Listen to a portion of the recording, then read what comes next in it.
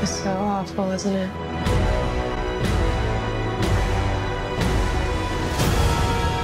For my whole life, I didn't know if I even really existed. But I do. And people are starting to notice. Think this is funny? Is this a joke to you? Good morning, good afternoon, good evening, YouTube. Welcome to another fantastic edition of A Golf and a Jock. Yeah, we're still got a bit of dust on us and still getting the training wheels off, but hey. So, we just watched Joker, guys. Yeah, Joaquin Phoenix's Joker, directed by Todd Smith?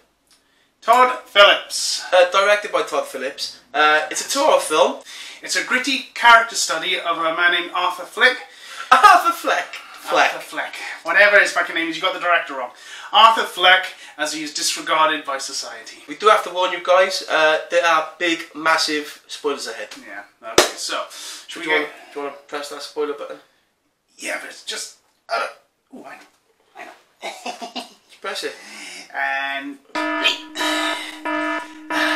I love this. Actually, Okay. oh yeah. Oh, you are fucking disgusting, don't boy, you're gonna... Anyway, so guys, we were going to get a Joker poster, like a special Joaquin Phoenix Joker poster.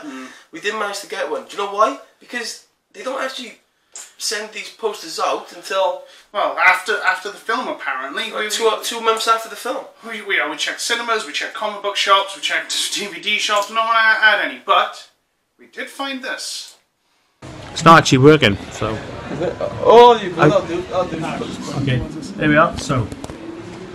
There we are. How many of these Joker. were made? Only 2, and yeah, so it's absolutely amazing. And who done this? A friend of mine called Nafjas, she's got moved back to the UAE a couple of days ago, but she had these printed as a gift for me to say thank you and goodbye. She's That volunteering is here. the bollocks. But her talent is stunning. Well, we can see that. I'm hopefully going to be aiming at some comic book publishers I know and see if we should do a couple of covers and things, because that's just beautiful. Christian, thank you very much. No worries, man.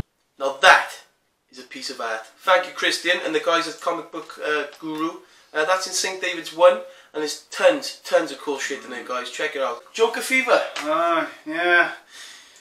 It does affect some people more than others, doesn't it, Dave?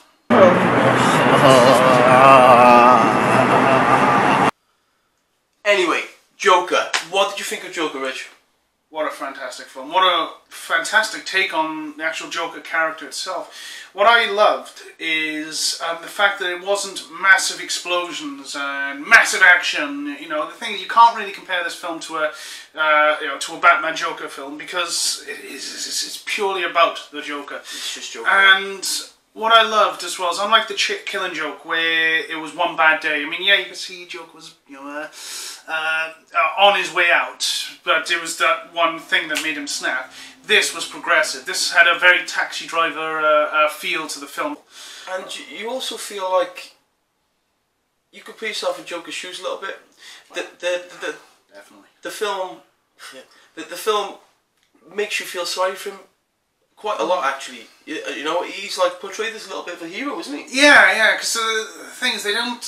when you see all the newspaper articles about the shootings, it's a vigilante, not a murderer, a vigilante. And what I also loved is the causality of the film, cause and effect. You know, the elites were smashing the underdog, basically. The people of Gotham City just running them down, and then they finally break. Then Joker does his thing that leads to the creation of Batman. So, you know, it's... Yeah. Batman and Joker are very much linked in this film. Anyway, this for me is the darkest comic book film ever. Oh, fuck yeah, definitely. I'd agree with that. Joker kills his mother. What I think is, you can understand why he does the things. You sort of sympathise, even though it's wrong. You know, he shoots 3 people, but he's being attacked. He kills his mother, but the shit that she put him through and the carnage that she put his life through, you can understand it. So it almost gives us some understanding into the psyche of the Joker and how he views the world, I think. Right, the first thing I want to put on the altar is the fact that Robert De Niro, right, he is an absolute crime gangster icon. Yeah, he's been in Casino, he's been in Godfather, he's been... Godfather? Yeah, he is the Godfather when he's young. He was in Goodfellas as well, wasn't he? Yes, yeah. This is my point. I've seen him in all these fantastic gangster movies, but the only film I've ever seen him get his head blown off on is this one. And the Joker does it. The Joker shoots Robert De Niro in the fucking head, right, and his fucking brains go all over the fucking wall. And that is something. The thing is, there's a lot of links to this film from Taxi Driver, which is a film starring De Niro from the 70s. Yeah. And he's basically a Vietnam War veteran who, you know, comes back into society, and he's having like these delusional thoughts, and he turns to crime, just exactly like what happens with the Joker.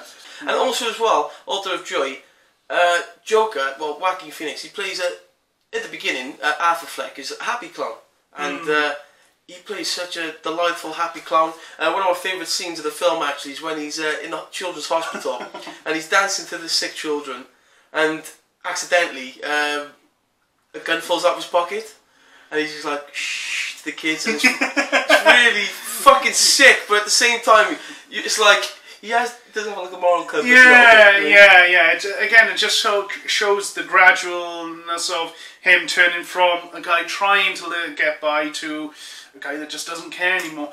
What about you, Rich? What do you want to put in the altar? At the risk of sounding a bit political, it shows mental illness in its entirety. I mean, I suffer from mental illness myself, but I don't, not to that extent. But it's relatable. It shows the struggles that he goes through on a daily basis, and unlike in the comic books where you see this awesome supervillain, you know, Batman's arch nemesis, and you know, doing all super genius, chemicals, bombs, etc., etc., etc. This is an average Joe, and almost could happen to anyone. Do you want to burn the world? I want to burn you, but I think I'll just get a few joints of bacon out of you. That's why. I like bacon. Fuck you. Right? Christ. Let's move on again. The corner of spiders. Right. There's not much, to be honest with you. This is a very, very good film. And the thing is, it's a Joker Origins film, so I love the Joker. Look at the fucking poster. Look, there's another poster there. Yeah. We got another 3 or 4 posters of Joker. There was no way we were not going to enjoy this film. Having said that, there's a couple of things. Like, he gets past security a little bit too easy at times. But I think the thing is, because this film has so much realism in that, or believable realism in that, you could think that anyone could be this Joker. Yeah. That they kind of pushed it a bit. I can see how he got past it, but I see your point of view in regards to that. Just little things like that.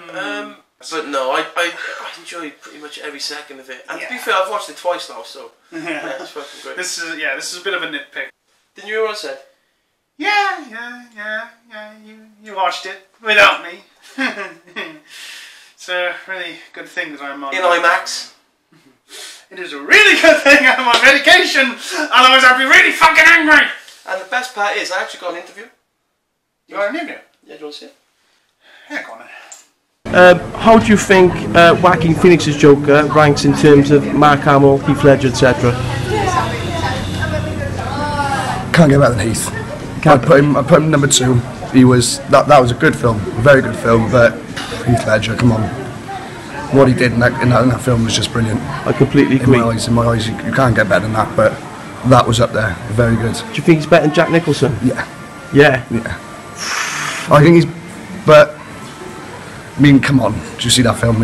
It was dark. That was fucking outstanding. Dark. And you know, spoilers, but he fucking killed his mother.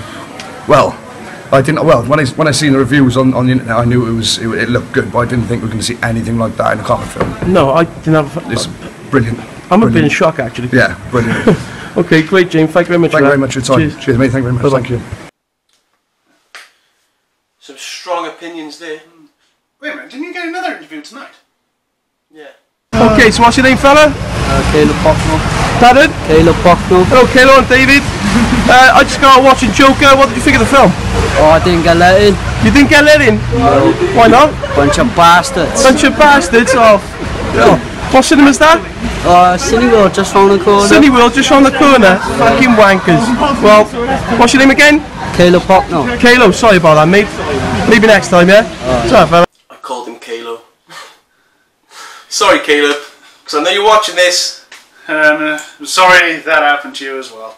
Final fucking thoughts! Well, my final fucking thoughts, it was a fantastic film. Absolutely. To be fair, given how DC films have been over the last couple of years, I was cautiously optimistic from watching the trailers, but this film just blew me straight out of the water. It was, again, I would consider it a standalone film. I wouldn't consider it a part of the DC Extended Universe, and yeah, and the fact it was a psychological thrill rather than an action film. I thought that was really ballsy to do. So anyway, guys, we love the Joker a lot. We've really enjoyed this review. Joker, for me, 8 out of 10. Yeah, to be honest, I'll go with that too. Shit, that was. No, it's just, you know, to be fair, Joaquin Phoenix had to... You're defensive, you've got your arms folded, and you just copied what I said. I'm thinking what you copied what I said. Yeah, go fuck yourself. So that's it then, guys. Final Goffin and Jock rating is 8 out of 10. Well, that's it, guys, and girls as well. Thank you very much for watching. And transvestites. Yeah, and anyone else for that matter. Like I say, like, comment, subscribe, and truth be told, it's been... They've already subscribed, but just when they're watching. Yes, well, you shush. Alright, to be honest, it's great to be back, and there'll be a lot more content coming rather soon, but for now, we're just going to leave you with a few of our most favourite Joker moments. Catch you on the flip side. How about a magic trick? I'm gonna make this pencil disappear. Ta-da! It's gone. Do you want to know something funny? Even after everything you've done, I would have saved you.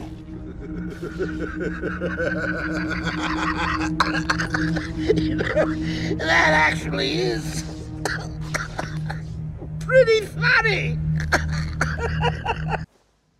Tell me something, my friend.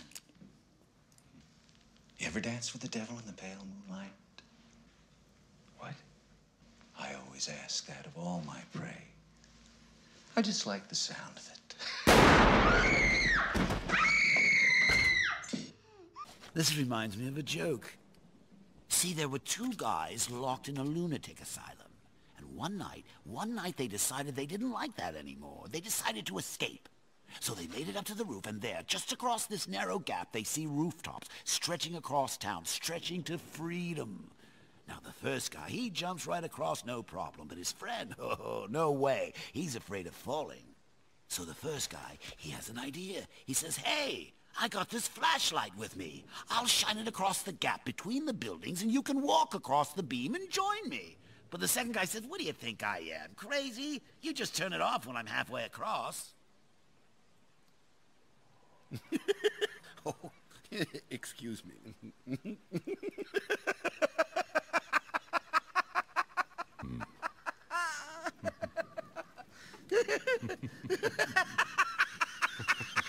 Ha ha ha ha!